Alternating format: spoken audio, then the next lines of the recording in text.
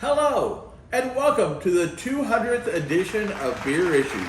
My name is Matt Brucker, and I'm coming to you live from Casa de Brucker for an extra special 200th edition beer. Today, we're going to be having a world-class beer, actually, arguably, one of the finest beers in the world. And I say arguably because there are some people who wouldn't believe that no matter what. But when it comes to the ranking in beers, this beer does rate 100 out of 100, which makes it as high as you can get on the world-class stage there. And it is a Belgian Trappist Ale, a quadruple, and it is from Trappist Ale Rochefort. It's their number 10, which is their Belgian quad. So I'm going to go ahead and pour this so we can talk about it here. I'm going to start off pouring it a little bit heavy to get that nice, open up the flavors on the head, and then I'm going to slow it down a little bit here. And I'm actually going to roll it a little bit at the end just to make sure that we got all the sediment in the beer. Okay, so I am going to go full-fledged on this. Now this beer is one of only, the brewery is one of only 11 Trappist breweries in the world. There are 6 of them in Belgium, and then there's the other ones. But this is an outstanding beer. And when it comes to ratings on quads, this would be rated the number 2 quad in the world, behind the Westfalen, which is ranked number 1. Which the same brewery, the Westfalen, is where St. Bernardus was originally out of before they went out on their own.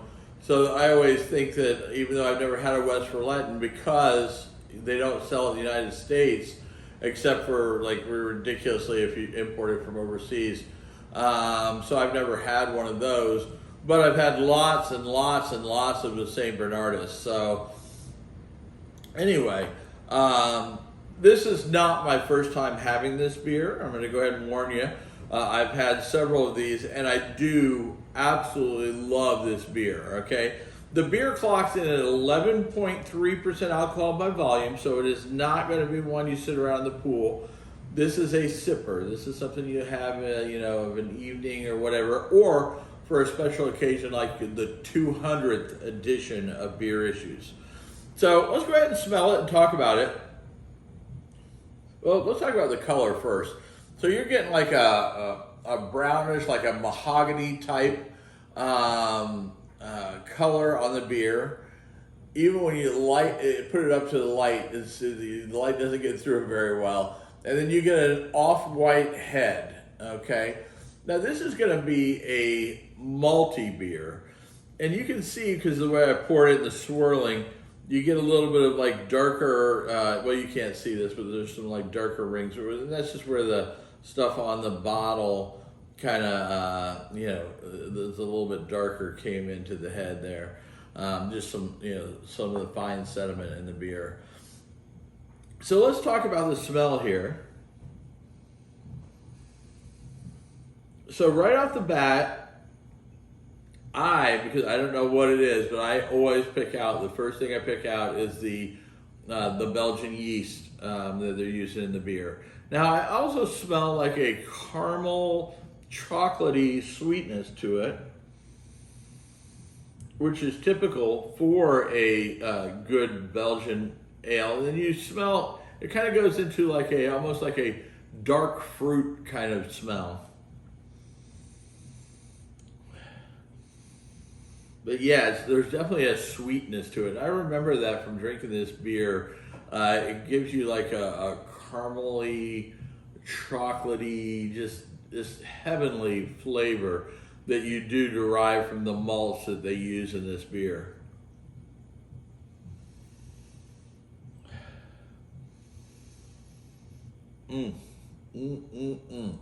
Now, when I say arguably it's one of the best beers in the world, I would put it right up there in my top 5 that I've ever had. And there's beers I've not had, so I can't say, it's the best beer out there, but it's definitely in my top 5 possibly my top one or two that I've ever got the joy of experiencing. But apparently, according to Beer Advocate, they rated the number 95 beer in the world overall. So even though it's ranked the number 2 Belgian style quad, they rank it the 95th of all beer. So they're saying that there's other beers that are better, but I think that's all by personal taste. I myself tend to gravitate towards Belgian quads and triples. So I think some of the finest beers in the world are these styles, and this is right at the top of the heap there as far as the Belgian beers. I'd probably put it, maybe not the top just because I love me some Belgian Christmas ales and stuff like that, but it's right up there. It is just such a delicious beer. So let's waste no time. Let's dig into this here.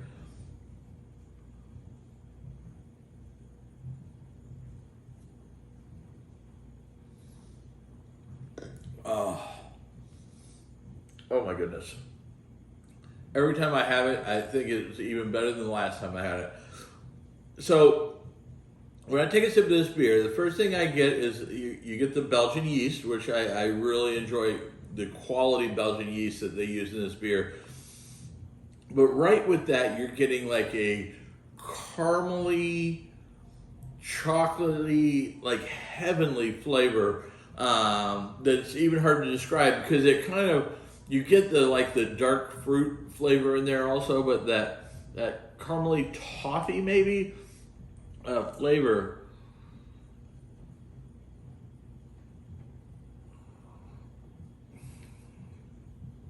And then there's also some herbs in there, and I don't know exactly what herbs they use in there, but it all blends into this just fantastic flavor. Now this beer, like I said, this is an 11.3% alcohol beer, okay? If you were drinking this and you didn't know any better, so I just poured it to you, you'd think, 6-7%. No, 11.3%. But because they did such a good job of making this beer, it presents itself more like 6 or 7% versus that 11%. You do get a little warmness inside as you drink it, which kind of reminds you that you are drinking a little bit higher octane beer. But it is just, when I say world class, this is about as good as it gets in my opinion. It's rated 100 out of 100 for a reason. The Belgian monks have been doing this for thousands of years, and they know what they're doing. I'm sitting here trying to see, this one was best of drank, I think, by 25. I think I've had this one for a year or two, definitely over a year. I would say I've been holding on to this one, waiting to do a special beer issues with it. So, but these are ones you can age, you can hold on to for a long time.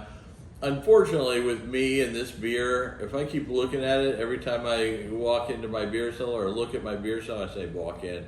It's my closet, let's be honest. But if I have to look at this every time I go in there, eventually I'm going to just grab it because I'm amazed this lasted a year. But I think it's lasted a year because I've been waiting for the right special occasion to break out the beer, and I figured something special for our 200th edition of Beer Issues. So cheers to this fine beer, 100 out of 100. It does not get any better, in my opinion.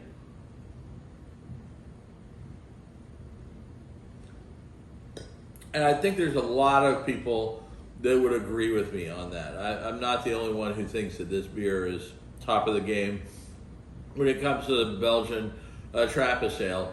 Now, for a quad, everyone, like they say, the best of this is the best Belgian beer that I've read a thing today. They said was Orville, which I don't necessarily agree with. I like Orville, but I think that I lean more towards the quads. Or if I'm drinking a triple, this changes day to day, but I tell you the West Malt triple, when it comes to triples, I think that would be right up there as one of my favorites. But every that changes on a regular basis. But for when it comes to quads, Belgian style quads, this sometimes I'll switch back and forth with like the St. Bernardus, the App 12. But I think at the end of the day, I think this is actually even a better. And it's hard for me to say it because I have been drinking St. Bernardus for years and love it.